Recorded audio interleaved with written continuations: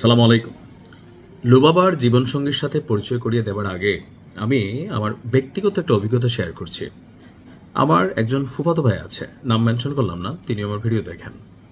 তো আমাদের যে ভাবি ছিলেন, তিনি ছিলেন যথেষ্ট, ধরেন থাকে না যে দুষ্ট বালিকা টাইপের একজন ক্যারেক্টার। তো মোটামুটি একটু কি বলা হয়, শব্দগত আসলে আমার ধরেন মোটামুটি একটু জনপ্রিয় ছিল, সুন্দরী, যথেষ্ট সুন্দরী। তা আমার ফুফাতো ভাই তিনি আবার হাফেজ না, কিন্তু ইসলামকে মোটামুটি ভালোই ধারণ করেন। তো ওনার যখন বিয়ে হয়েছিল, তো বিয়ের দিন আমার ফুফাতো ভাইয়ের দাড়ি ছিল এত বড়। তো ভাবি তো ব্লুটুথ গার্ল, এখন হুজুরের সাথে যাইবো না, কিন্তু তিনি তো হুজুর না, একজন প্রাইমারি স্কুলের শিক্ষক, এই মুহূর্তে প্রধান শিক্ষক তিনি। তো ওই দিন ভাবিরে শ্বশুরবাড়িতে নিয়ে গেছিলাম আমি, মানে আমার সাথে রিক্সায় গেছিল। তো এই হচ্ছে পার্ট ওয়ান। এরপরে পরের দিন দেখলাম যে ফুফাতো ভাই দাড়ি টাড়ি কামাই ফেলছে। তো পুরো ফ্যামিলি হতাশ, কিরে দেখো বিয়ে করে বউয়ের কথায় কি কি করলো। কিন্তু ঠিক ঘুরা ঘুরা 1 বছর পরে হুট করে আমি আমার ফুফুর বাড়িতে যখন গেলাম, তখন ভাবিও যে ভেতরের রুম থেকে সামনের রুমে আইসার কথা বললো না।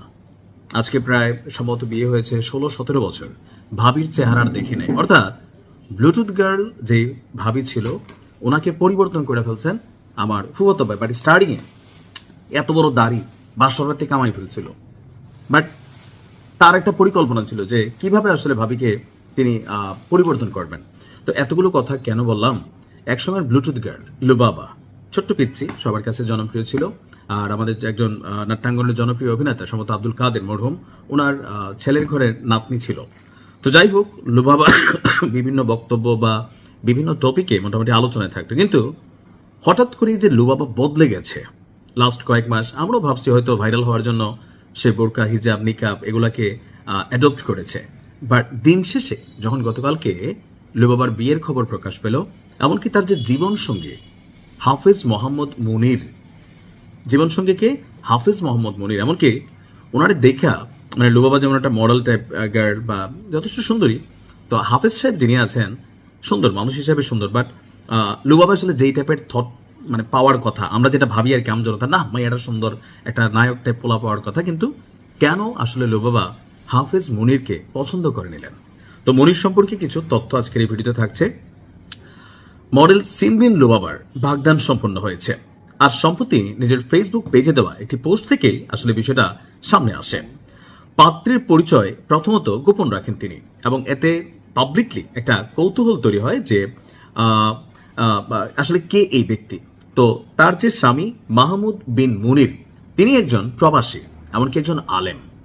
কে যে কখন হেদায়েত হয়, আর কিছু আছে কুত্তার বাকালাঞ্জা, এগুলা কখনোই হেদায়েত হয় না। তো প্রবাসী আলেমের সাথে আমার কাছে মনে হয় যে এই যে কমিউনিকেশনটা সামহাও মিডিয়া, লাইট, অ্যাকশন, জনপ্রিয়তা, এমনকি আব্দুল কাদের সাহেব যিনি মরহুম আছেন বা ওনার পুত্রবধূ, তারাও যে খুব বেশি ধার্মিক তা না, বাট সামহাও আসলে হয়তো আল্লাহ পরিবর্তনটা রাখছেন, এখান থেকে যেভাবে হোক কানেক্ট হয়ে গেছে।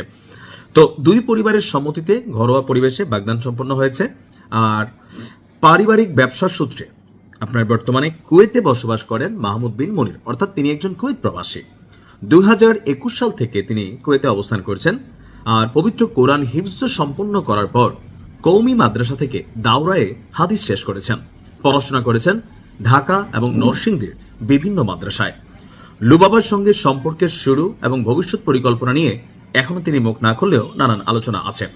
তো গত বছরের শেষ দিক থেকেই হঠাৎ করে বিনোদন অঙ্গন থেকে নিজেকে সরিয়ে নিয়েছিল। বোরকা, হিজাব, নিকাবের মধ্যে লুবাবা যখন সামনে আসে, যেহেতু বাংলাদেশ ধর্মপ্রাণ দেশ বা মুসলিম কমিউনিটি বেসিস দেশ, আমরা অনেকেই ভাবলাম যে ফেসবুকে ভাইরাল হওয়ার জন্য হয়তো বা লুবাবা নতুন একটা ট্রেন্ড চালু করছে, কয়দিন পরে কই এর বোরকা কই যাবে, অনেকেই তো পড়ছে, আসছে গেছে। বাট বিহাইন্ড দ্য সিন ছিল, থাকে না যে প্রত্যেকটা মানুষের লাইফে একজন মানুষ থাকে যে পরিবর্তন করতে আসে। তো এই হাফেজ মুনির নীরবে নিভৃতে আসলে পরিবর্তন করেছে। তবে এখানে কোরআনের একটা আয়াত আমি দিয়ে শেষ করছি। আসলে আমরা কেউই হিদায়াত পাবো না যদি না আল্লাহ আমাদেরকে হিদায়াত দান করে। তো লুবাবাকে আল্লাহ হিদায়াত দান করেছে।